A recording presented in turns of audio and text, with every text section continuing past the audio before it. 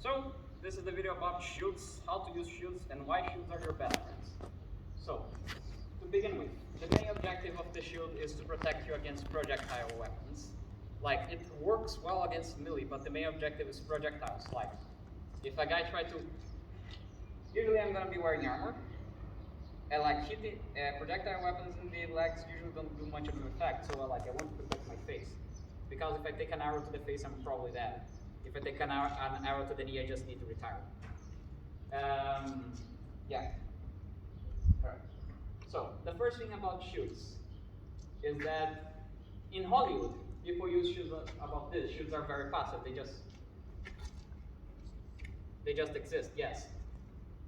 But in actual combat, the shield is a very active weapon. Like what we quickly found out when we started training with the shield is that you can't just hold the shield, you have to move the shield around, otherwise you're fucked. Because if I just hold the shield, what happens is, yeah, the shield is here, but if I don't move it fast enough, it's gonna strike me. So the shield needs to be an active weapon. See, I need to be moving it around, I need to react to my opponent and everything. You don't, shields are not passive, they're very active weapons. The second thing is that, yeah, you can do the shield bash, yes. And that's another thing that I forgot to talk about Howard, I forgot to talk about the weakness of Howard, is that if the guy gets inside of your range, you're fucked. More so than with the sword, like, you can try to disengage and everything, but, or you can try to hit it with the other hand, like, up this, but still, you are fucked. So the thing with Howards is that you have to keep your opponents away. If they get inside of your no-no zone, you're fucked. Which means that the best strategy against Howards and everything is to just rush. If you, like, here, if you can get past if you can bait them or get past the first strike, they're dead. That's the thing about Howards. You want to keep them at the bomb zone and keep them away from the no-no zone. And like you have a bunch of techniques for that. For example, you don't let them get anywhere close to the no-no zone. Or if they get inside of the no-no zone, you hit them with the other end of the stick. Yes. And the second thing I forgot to talk about halberds is that you have to pay attention to your hands. Otherwise, they're just gonna, yeah. And then your fingers are off. And like the secret for a good halberd user is how fast they can move their hands on the staff without losing control of their weapon. But anyways, back to shields. Yes. Another thing about shield is that usually when you strike, the shield has to be active. And the thing that you see a lot in Hollywood is that people just strike like this. But the correct way to use the shield is like this. You're using the shield to protect yourself, you're using the shield to protect your hand. Or if you're gonna do a long range strike, you do it like this, you see? And the second thing is that you never use the shield like just straight like this. You usually want to bend it a little because, well, hit the shield right here. Not like that, from the side. Yeah, that's the other thing. Using a shield very effectively is actually very fucking hard, and you have to hold it really hard for it to work. Because if they hit in the middle, yeah, it's very easy. But if they hit like on the tip, you're fucked. Which is very important as well. Because you have to use a lot of strength to like deflect points on the side. So what you do is that you don't take it full on. You take it like this. Oh, not like that, but like, yeah. You take it like this, you deflect it. Because then you lessen the pain on your arm. The other thing is that you probably want to wear gloves while wearing a shield, because otherwise the back of your hand is gonna get fucking destroyed. In a especially long battle, the back of your hand is gonna be more spoliated than. I'm not gonna make that joke. Anyways, yeah. Another thing about shields that I'm forgetting about: keep the shield active. Be careful to wear a glove. The shield is same thing, is strong in the center but weak on the side, so you have to be careful about that. Yes, the other thing is that shield bashes are okay, but usually you want to stab them, not shield bash. If you get into the shield bash zone, you usually fuck up some way.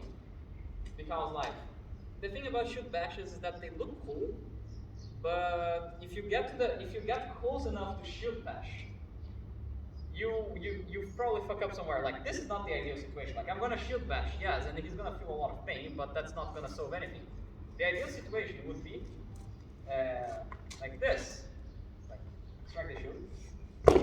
This is the ideal situation. Like, I'm close enough to shield bash, of course, but I'd rather stab than shield bash. If you're shield bashing, something went wrong. They get you close. That's the other thing I think I mentioned in the other videos. Nobody likes to get close in combat. They usually like to keep the fuck away because they like staying alive. Yeah, am I forgetting something? Oh yeah. Yeah, the other thing is that this is two strap shields. There is one strap shield that hold just like this, like it's in the middle, and they hold like this. They have even more problems with being hit on the sides, but they work better against arrows, and they are very much more mobile. And they usually have a thing right in the center to bash people with. And they are also better against other swords, because, like I said, they are more mobile. In compensation to that, if I fight with a two-handed weapon, and I have one strap shield, I am fucked because that two-handed weapon is gonna win against the muscles on two arms are gonna win against the muscles on my hand. And that's why they add the strap, because you do better with heavier weapons. But against arrows, against a sword, like one strap shield is okay. But against heavier weapons, or someone with super strength usually want to choose straps. Otherwise, your shield is just gonna get bashed about in the bad way. And the second thing we worked with was, yeah, true sword or sword and a dagger. The thing about true swords is that you have to use a lot of brain cells that you could be using for other things to use two swords at the same time. Because you not only have to keep track of what one arm is doing, you have to keep track of the other arm. And like in a combat, especially against multiple combats, that gets complicated. It's a way more useful to dedicate neurons to just paying attention to our surroundings than to keep track of two swords. Right. And like in between two long swords and a sword and a shield, pick a sword and a shield. The shield has more utility. Right, but the sword and the dagger is another story. The thing about the sword and the dagger is that first, this works wonders. Like this guy, I didn't think about this, but this guy did, and it works very much. Like, first, because now it's two arms against two arms, so I can get away from this stuff, and then I can do this as well. And the reason why you use a short sword is that a short sword or like a dagger that you don't have to keep track about stuff. Like, it's just a dagger. You can like consider it an extension of your arm, like the sword that you have to keep track of. So it's very much more useful. That and like if somebody gets on your normal zone, it's better to do a Caesar. The other thing is that with sword and dagger, usually the dagger is supporting. See? It works very much, but like the shield is still better, but a sword and a dagger works very, very much.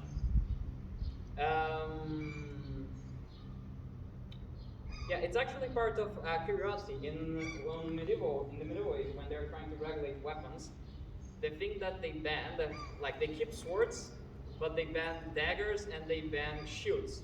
Because here's the thing, you can claim that you're walking around with a sword to defend yourself, but you're not going to walk around in the city with a shield unless you're expecting trouble or causing trouble. And you're not going to walk around in the city with a dagger unless you're planning on causing or expecting trouble and stuff. But yeah, sword and a dagger works wonders. It's going to take a lot of training, and it's better to use the shield because you don't have to allocate so much resources on the fight, and it has better utility. You already have something to stab. But it works, and like if you use a sword and a dagger and use the dagger to support your arm, it's even better. Like next year, in my next birthday, I'm gonna give you a tutorial on two-handed swords, but that's for another day. Thank you so much for paying attention, and I hope you get well soon. End.